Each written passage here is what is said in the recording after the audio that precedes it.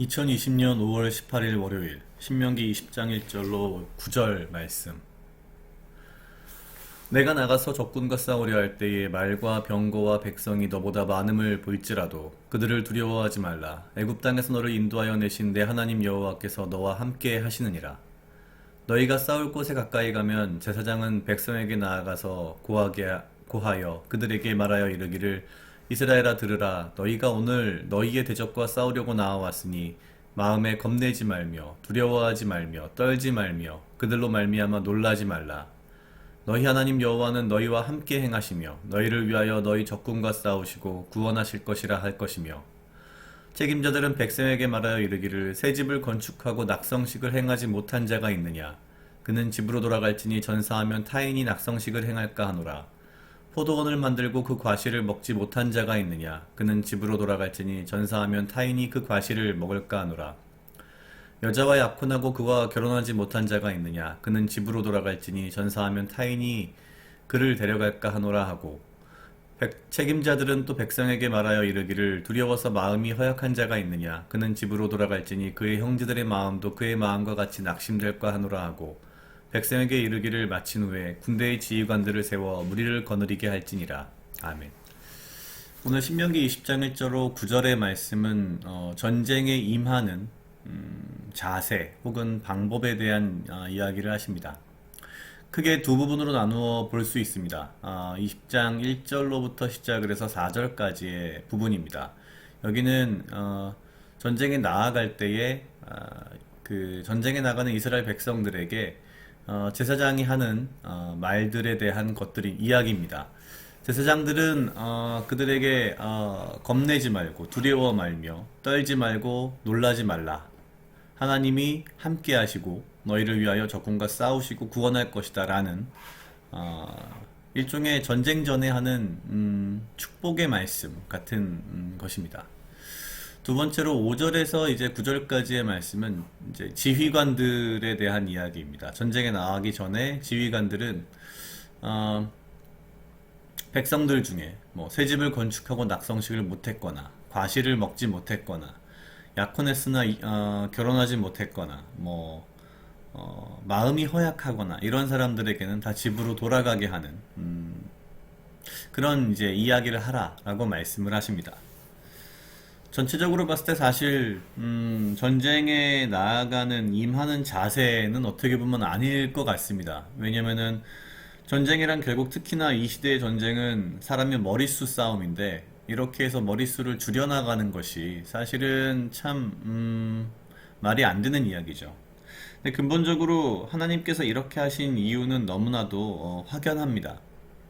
결국 전쟁에서 승리를 하고 전쟁을 이기는 것이 이스라엘 민족의 능력이나 이스라엘 민족의 힘으로 되는 것이 아니라 하나님께서 하신다는 것을 분명히 보이시기 위해서 이렇게 하시는 거죠.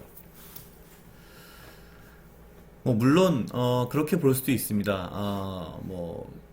전쟁이 아닌 다른 것에 정신이 팔려 있는 사람들은 굳이 전쟁에 도움이 안 될 터이니 다들 집으로 돌아가라, 이렇게 볼 수도 있겠습니다만, 사실 하나님께서는 가장 중요한 것을 이 전쟁의 주인이 누구인지를 명확히 알라라고 말씀하시는 것 같습니다.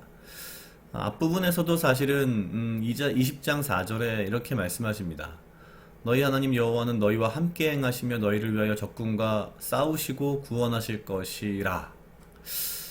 그쵸? 사실 싸우려고 나왔는데, 사실 제사장이 하는 말은 이렇습니다. 그 앞 3절에 보면 겁내지 말고 두려워하지 말고 떨지 말고 놀라지 말라. 그죠? 그리고 4절에 와서는 하나님이 함께 하시고 너희를 위하여 적군과 싸우시고 구원하실 것이다. 사실 전쟁을 분명히 수행하는 것은 이스라엘 백성인데, 이스라엘 백성들에게 겁내지 말라, 두려워 말라, 그러고 나면은 사실은 나가서 열심히 싸워라, 이런 얘기를 해야 될 것 같은데, 백성들, 그러니까 이 이스라엘 사람들에게 너희들이 나가서 열심히 싸워라라는 말은 없습니다. 하나님이 너희를 위하여 싸울 것이다, 그리고 구원하실 것이다 라는 이야기를 하는 거죠.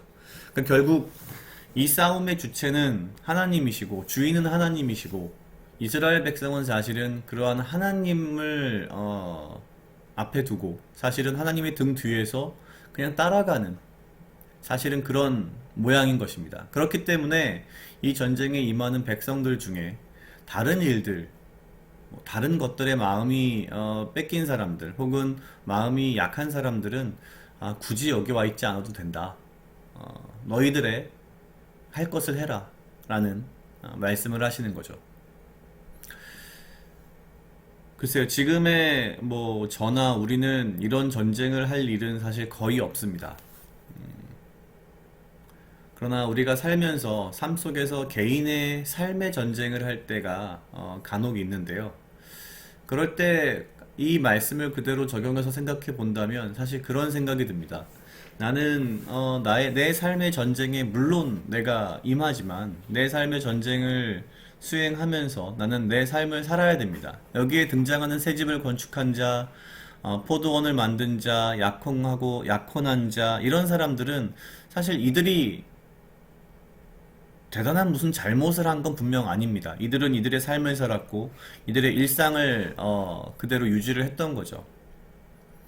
한편으로 생각하면 그런 의미가 될 것 같습니다. 내가 나의 일상을 충실하게 사는 것이 그러면서도 내 삶의 나의 삶의 전쟁에 대해서 물론 집중하고 두려워하지 말고 떨지 말아야 하지만 내 삶의 전쟁 역시 하나님께서 싸우시는 것이고 하나님께서 나를 구원하실 것이라는 믿음을 가지고서 한편으로는 내 삶을 일상적인 삶을 충실히 살아가는 것 또한 하나님께서 원하시는 것이 아닐까라는 그런 생각을 해봤습니다. 가끔 우리는 무언가 우리 삶에서 중요한 것들, 우리 삶의 전쟁이라 할 만한 것들을 할 때에 많은 것들을 포기하거나 많은 것들을 희생해 가면서 어떠한 성취 혹은 승리를 거두고자 하는 그런 경향이 사실 있습니다. 그렇게 성취하고 성공하고 승리를 거두었을 때 우리는 자연스럽게 그것이 우리가 우리 삶에서 희생한 것들, 우리의 노력으로 된 것이라는 어떤 당연한 생각을 하게 되고 교만함으로 이루어지기 굉장히 쉬운 그런 것들이 많은 것 같습니다. 그런 면에서 본다면 우리도 또한 우리 삶의 전쟁에서 우리의 삶을 우리가 포기하지 않고 희생하지 않고 우리의 일상적인 삶을 잘 살아가면서 또한 하나님을 믿고 의지하며 두려워하지 않고 떨지 않으면서 주님께서 나를 위하여 싸우시고 주님께서 나를 구원하실 것이라는 믿음으로 우리 삶의 전쟁을 하나하나 수행해 나간다면 그것이 어쩌면 오늘 말씀이 우리에게 주시는 그런 의미가 아닐까라는 생각을 해봤습니다. 각자 약 2분 정도 묵상하시겠습니다.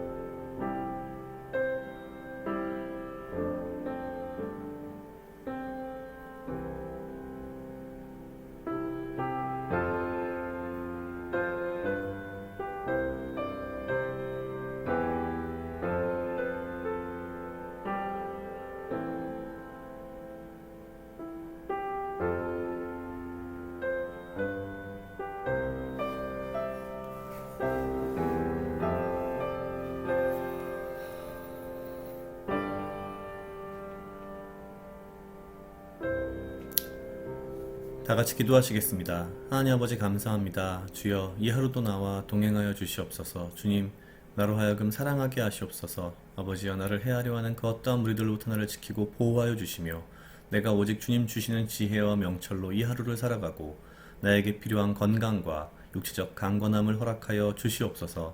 주님, 내가 나의 삶의 전쟁을 하나하나 수행해 나갈 때에 내가 나의 삶을, 나의 일상을 자연스럽게 유지하면서, 그러나 내가 내 삶의 전쟁 가운데에 집중하고 또한 두려워하거나 떨지 않고 오직 아버지를 믿는 믿음 가운데에 주께서 나를 위해 싸우시며 주께서 나를 구원하실 것이라는 믿음으로 이 전쟁의 주인이 하나님 아버지임을 내가 믿고 맡기며 묵묵히 이 전쟁을 수행해 나갈 수 있도록 주여 인도하여 주시옵소서. 주님께서 나를 위하여 싸우신다는 믿음 가운데에 평안함으로 이 전쟁과 나의 삶을 잘 이루어 나갈 수 있도록 주여 인도하여 주시옵소서. 감사합니다. 이 모든 말씀 예수님 이름으로 기도드렸습니다. 아멘.